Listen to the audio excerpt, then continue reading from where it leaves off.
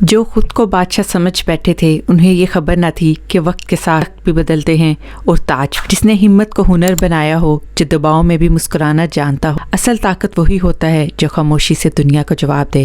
اور آج وہی جواب کولمبو ایئرپورٹ پر سنائی دیا۔ کہتے ہیں غرور زیادہ دیر قائم نہیں رہتا، اور آج جو منظر کولمبو ایئرپورٹ پر دنیا نے دیکھا اس نے اس بات پر مہر ثابت کر دی۔ تو السلام علیکم دوستو، رینک اپ ٹی وی میں خوش آمدید۔ آج کی یہ ویڈیو انتہائی انٹرسٹنگ ہونے والی ہے کیونکہ یہ ویڈیو ہے کسی عام دن کے بارے میں نہیں۔ آسٹریلیا کو ابتدا ہی سے قابو میں رکھنے کے بعد ایک شاندار فتح کے ساتھ Pakistani team T20 world cup 2026 کے لیے سری لنکا کی سرزمین پر پہنچ چکی تھی، لیکن اصل کہانی میچ سے آگے کی ہے کیونکہ استقبال کے لیے نہ کوئی رسمی پروٹوکول تھا اور نہ کوئی دکھاوے کی مسکراہٹ، بلکہ وہاں موجود تھے کرکٹ ورلڈ کے وہ نام جنہوں نے خود اس کھیل کی بنیادوں کو مضبوط کیا ہے۔ ملنگا، کمار سنگاکارا اور مہیلا جے وردھنے وہ خود کولمبو ایئرپورٹ پر کھڑے ہوئے تھے، ہاتھوں میں پھول، چہرے پر خلوص اور دل میں احترام۔ پس منظر میں روایتی ڈھول کی گونج اور فضا میں ایک ہی آواز، کرکٹ کے کنگ۔ ایسا محسوس ہو رہا تھا جیسے پاکستان کسی غیر ملک نہیں بلکہ اپنے ہی لوگوں کے درمیان آ گیا ہو۔ آج کی اس ویڈیو میں ہم آپ کو دکھائیں گے وہ استقبال جو صرف ٹیم کے لیے نہیں بلکہ پاکستان کے وقار کے لیے تھا۔ ذرا یہ منظر دیکھیے،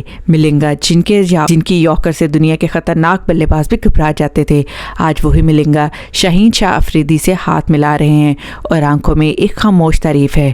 کمار سنگاکارا اور مہیلا جنہیں ہم پرسوں پاکستان کے خلاف دیوار بنے کھڑا دیکھتے آئے، آج وہی لیجنڈز بابر اعظم کو دیکھ کر مسکرا رہے ہیں اور احترام سے سر ہلا رہے ہیں۔ یہ مناظر ہمیں یہ یاد دلاتے ہیں کہ کرکٹ صرف جیت اور ہار کا نام نہیں، یہ کردار کا امتحان ہے، یہ عزت کا سفر ہے۔ جب آپ کا مخالف بھی آپ کو ماننے لگے تو سمجھ لیجئے آپ صحیح مقام پر پہنچ چکے ہیں۔ اس وقت پاکستانی ٹیم کا حوصلہ بلندیوں کو چھو رہا ہے۔ جب میزبان ملک اتنی محبت سے استقبال کرے تو اعتماد خود بخود مضبوط ہو جاتا ہے۔